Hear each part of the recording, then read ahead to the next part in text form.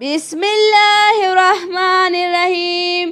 حضرت انس رضی اللہ تعالیٰ عنہ کہتے ہیں رسول اللہ صلی اللہ علیہ وآلہ وسلم نے فرمایا، جس کا مقصودی زندگی آخرت ہو، اللہ اس کے دل میں استغنا و بے نیازی پیدا کر دیتا ہے اور اسے دلجمی عطا کرتا ہے، اور دنیا اس کے پاس ذلیل ہو کر آتی ہے۔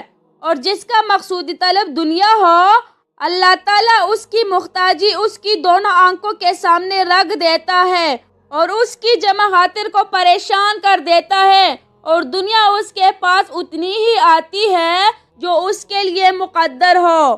جامع ترمذی حدیث نمبر 2465۔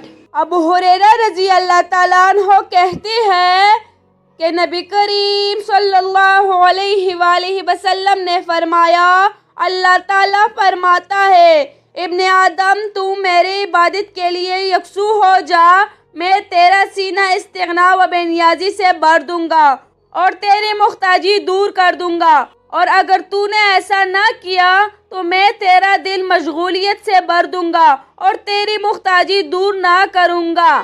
جامع ترمذی حدیث نمبر 2466۔